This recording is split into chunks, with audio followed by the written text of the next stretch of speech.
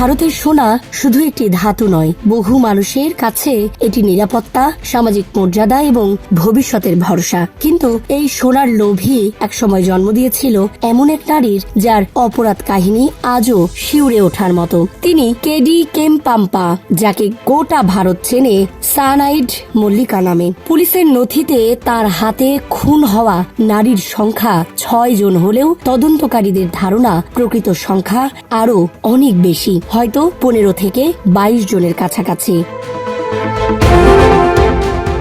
কেম্পাম্পার জন্ম কর্ণাটকের এক দরিদ্র পরিবারে। ছোটবেলা থেকেই অভাব অনটনের সঙ্গে লড়াই করে বড় হওয়া এই মেয়েটির মনে ধনী হওয়ার এক তীব্র আকাঙ্ক্ষা জন্ম নেয়। কিন্তু বাস্তবতা ছিল কঠিন। অল্প বয়সেই তার বিয়ে হয় এক দর্জির সঙ্গে। সংসারে 3 সন্তান, অথচ আয় সীমিত। পরিবারের খরচ চালাতে বাধ্য হয়ে তিনি গৃহকর্মীর কাজ শুরু করেন। তবে তিনি যে কোনো বাড়িতে কাজ করতেন না, বেছে নিতেন ধনী পরিবারের বাসা। সেখানেই তিনি প্রথম উপলব্ধি করেন সোনা শুধু অলংকার নয়, এটি দ্রুত অর্থে রূপান্তরযোগ্য সম্পদ। এই উপলব্ধি ধীরে ধীরে তাকে অপরাধের পথে ঠেলে দেয়। শুরুটা ছিল ছোট খাটো চুরি দিয়ে। বাড়ির অগোচরে অল্প অল্প করে সোনা সরিয়ে বিক্রি করতেন তিনি। কিন্তু খুব দ্রুতই এই টাকার স্বাদ তাকে বদলে দেয়। আরো বেশি, আরো দ্রুত পাওয়ার লোভে তিনি বড় ঝুঁকি নিতে শুরু করেন। 2001 সালে চুরির অভিযোগে গ্রেফতার হয়ে কিছুদিন জেল খাটেন। কিন্তু জেল তার জন্য কোনো শিক্ষা হয়ে ওঠেনি, বরং আরো কৌশলী অপরাধী হিসাবে বেরিয়ে আসেন তিনি।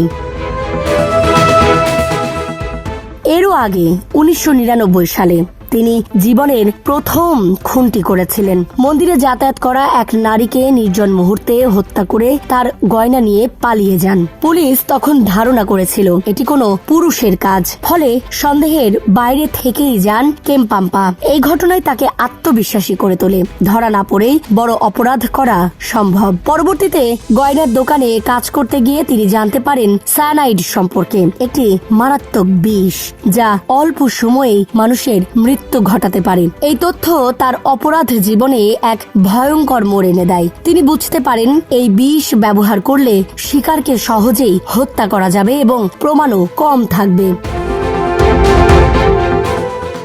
এরপর থেকে তিনি পরিকল্পিতভাবে শিকার বেছে নিতে শুরু করেন। তার টার্গেট ছিল এমন নারীরা যারা মানসিকভাবে দুর্বল, যাদের জীবনে কোনো না কোনো সমস্যা রয়েছে, যেমন সন্তান না হওয়া, অসুখ বিসুখ, পারিবারিক কষ্ট বা ব্যক্তিগত দুঃখ।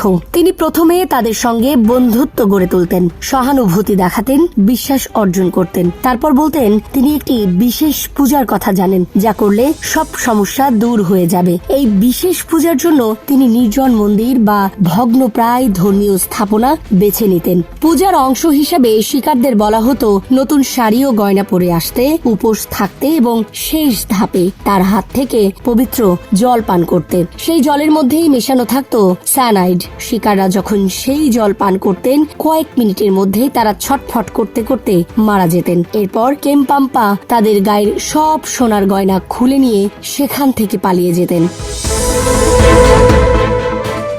এইভাবে একের পর এক হত্যাকাণ্ড ঘটতে থাকে। কখনো এলিজাবেথ, কখনো যশোদা, কখনো নাগবেনি, আবার কখনো অন্য কেউ। প্রতিটি ঘটনার প্যাটার্ন একই হলেও স্থান ভিন্ন হওয়ায় পুলিশ প্রথম দিকে কোনো সূত্র খুঁজে পায়নি। কখনো সন্দেহ গেছে ভণ্ড সাধুদের ওপর, কখনো অন্য অপরাধীদের দিকে। কিন্তু কেউই ভাবতে পারেননি এর পেছনে রয়েছে এক সাধারণ গৃহকর্মী নারী।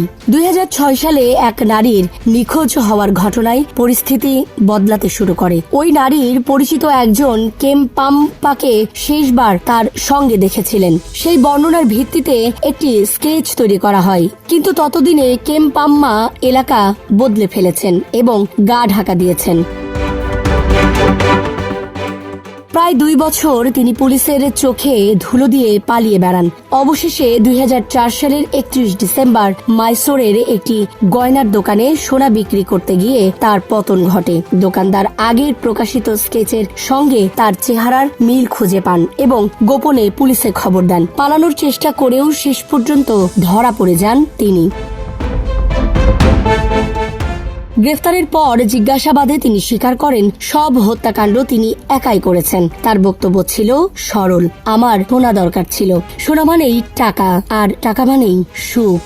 আরো বিস্ময়কর ছিল তার আরেকটি স্বীকারোক্তি, তিনি শিকারদের হত্যা করতেন কারণ তারা তার মুখ চিনে ফেলত। বেঁচে থাকলে পুলিশের কাছে তার পরিচয় ফাঁস করে দিতে পারত।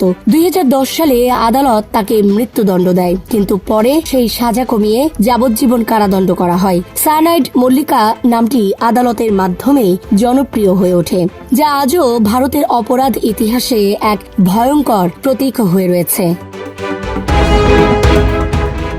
এই পুরো ঘটনা শুধু একটি সিরিয়াল কিলারের গল্প নয়, এটি মানুষের বিশ্বাস, ধর্মীয় অনুভূতি এবং লোভকে কিভাবে অস্ত্র হিসেবে ব্যবহার করা যায় তার এক নির্মম উদাহরণ। যেখানে মানুষ আশ্রয় খুঁজতে গিয়েছিল মন্দিরে, সেখানেই তাদের জন্য অপেক্ষা করছিল মৃত্যু।